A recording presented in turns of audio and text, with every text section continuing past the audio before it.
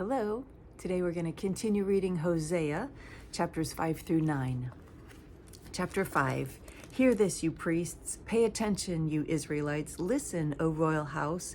This judgment is against you. You have been a snare at Mizpah, a net spread out at Tabor.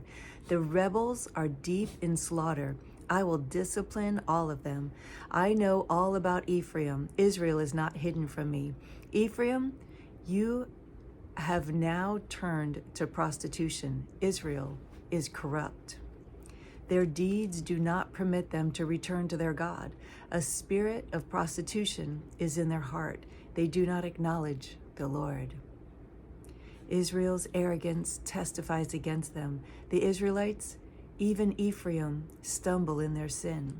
Judah also stumbles with them. When they go with their flocks and herds to seek the Lord, they will not find him. He has withdrawn himself from them. They are unfaithful to the Lord. They give birth to illegitimate children. Now their new moon festivals will devour them and their fields. Sound the trumpet in Gibeah, the horn in Ramah. Raise the battle cry in Beth Aven. Lead on, O Benjamin. Ephraim will be laid waste on the day of reckoning. Among the tribes of Israel, I will proclaim what is certain. Judah's leaders are like those who move boundary stones. I will pour out my wrath on them like a flood of water. Ephraim is oppressed, trampled in judgment, intent on pursuing idols.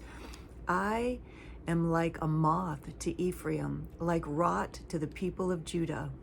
When Ephraim saw his sickness and Judah his sores, then Ephraim turned to Assyria and sent to the great king for help. But he is not able to cure you, not able to heal your sores. For I will be like a lion to Ephraim, like a great lion to Judah. I will tear them to pieces and go away. I will carry them off with no one to rescue them. Then I will go back to my place until they admit their guilt, and they will seek my face. In their misery, they will earnestly seek me. Chapter 6. Come, let us return to the Lord. He has torn us to pieces, but he will heal us. He has injured us, but he will bind up our wounds. After 2 days, he will revive us. On the third day, he will restore us, that we may live in his presence. Let us acknowledge the Lord. Let us press on to acknowledge him. As surely as the sun rises, he will appear. He will come to us like the winter rains, like the spring rains that water the earth. What can I do with you, Ephraim? What can I do with you, Judah? Your love is like morning mist, like the early dew that disappears. Therefore I cut you in pieces with my prophets. I killed you with the words of my mouth. My judgments flashed like lightning upon you. For I desire mercy, not sacrifice, an acknowledgement of God rather than burnt offerings. Like Adam, they have broken the covenant. They were unfaithful to me there. Gilead is a city of wicked men, stained with footprints of blood. As marauders lie in ambush for a man, so do bands of priests. They murder on the road to Shechem, committing shameful crimes. I have seen a horrible thing in the house of Israel. There Ephraim is given to prostitution, and Israel is defiled. Also for you, Judah, a harvest is appointed. Whenever I would restore the fortunes of my people, whenever I would heal Israel, the sins of Ephraim are exposed, and the crimes of Samaria revealed. They practice deceit. Thieves break into houses. Bandits rob in the streets. I forgot to tell you we're on chapter 7. It was sort of all one story, but we're starting in verse 2 on chapter 7. But they do not realize that I remember all their evil deeds. Their sins engulf them. They are always before me. They delight the king with their wickedness, the princes with their lies. They are adulterers burning like an oven, whose fire the baker need not stir, from the kneading of the dough till it rises. On the day of the festival of our king, the princes become inflamed with wine, and he joins hands with the mockers. Their hearts are like an oven. They approach him with intrigue. Their passion smolders all night. In the morning it blazes like a flaming fire. All of them are hot as an oven. They devour their rulers. All their kings fall, and none of them calls on me. Ephraim mixes with the nations. Ephraim is a flat cake not turned over. Foreigners sap his strength, but he does not realize it. His hair is sprinkled with gray, but he does not notice. Israel's arrogance testifies against him, but despite all this, he does not return to the Lord his God or search for him. Ephraim is like a dove, easily deceived and senseless, now calling to Egypt, now turning to Assyria. When they go, I will throw my net over them. I will pull them down like birds of the air. When I hear them flocking together, I will catch them. Woe to them because they have strayed from me, destruction to them because they have rebelled against me. I long to redeem them, but they speak lies against me. They do not cry out to me from their hearts, but wail upon their beds. They gather together for grain and new wine, but turn away from me.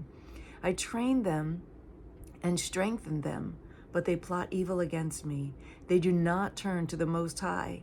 They are like a faulty bow. Their leaders will fall by the sword because of their insolent words.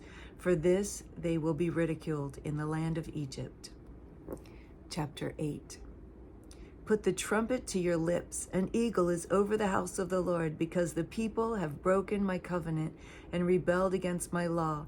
Israel cries out to me, "Oh, our God, we acknowledge you." But Israel has rejected what is good. An enemy will pursue him. They set up kings without my consent. They choose princes without my approval. With their silver and gold, they make idols for themselves to their own destruction. Throw out your calf idol, O Samaria. My anger burns against them. How long will they be incapable of purity? They are from Israel. This calf, a craftsman has made it. It is not God. It will be broken in pieces, that calf of Samaria. They sow the wind and reap the whirlwind. The stalk has no head, it will produce no flower. Were it to yield grain, foreigners would swallow it up. Israel is swallowed up. Now she is among the nations like a worthless thing. For they have gone up to Assyria like a wild donkey wandering alone. Ephraim has sold herself to lovers. Although they have sold themselves among the nations, I will now gather them together. They will begin to waste away under the oppression of the mighty king. Though Ephraim has built many altars for sin offerings, these have become altars for sinning. I wrote for them the many things of my law, but they regarded them as something alien. They offer sacrifices given to me, and they eat the meat. But the Lord is not pleased with them. Now he will remember their wickedness and punish their sins. They will return to Egypt. Israel has forgotten his maker and built palaces. Judah has fortified many towns, but I will send fire upon their cities that will consume their fortresses. Chapter 9. Do not rejoice, O Israel. Do not be jubilant like the other nations, for you have been unfaithful to your God. You love the wages of a prostitute at every threshing floor. Threshing floors and wine presses will not feed the people. The new wine will fail them. They will not remain in the Lord's land. Ephraim will return to Egypt and eat unclean food in Assyria. They will not pour out wine offerings to the Lord, nor will their sacrifices please him. Such sacrifices will be to them like the bread of mourners. All who eat them will be unclean. This food will be for themselves. It will not come into the temple of the Lord. What will you do on the day of your appointed feasts, on the festival days of the Lord? Even if they escape from destruction, Egypt will gather them, and Memphis will bury them. Their treasures of silver will be taken over by briars, and thorns will overrun their tents. The days of punishment are coming. The days of reckoning are at hand. Let Israel know this, because your sins are so many, and your hostility so great.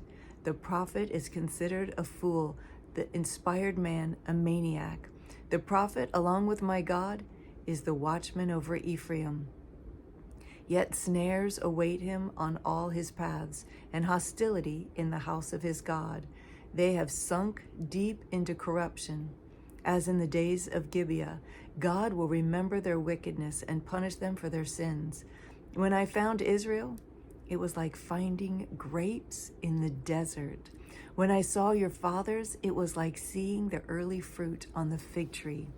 But when they came to Baal Peor, they consecrated themselves to the shameful idol and became as vile as the thing they loved. Ephraim's glory will fly away like a bird. No birth, no pregnancy, no conception. Even if they rear children, I will bereave them of every one. Woe to them when I turn away from them.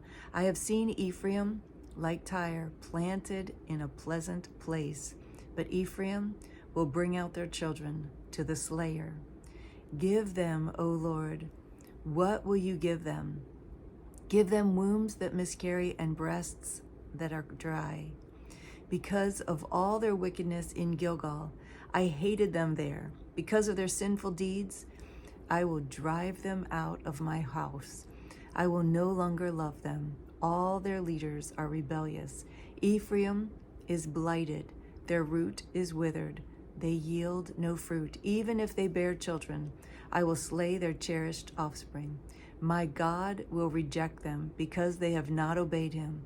They will be wanderers among the nations.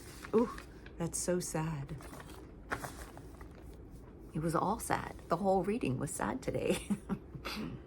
Tomorrow we finish up Hosea and we move on to Joel. Hosea, Joel. Yay. All right. I love you. I'll see you tomorrow.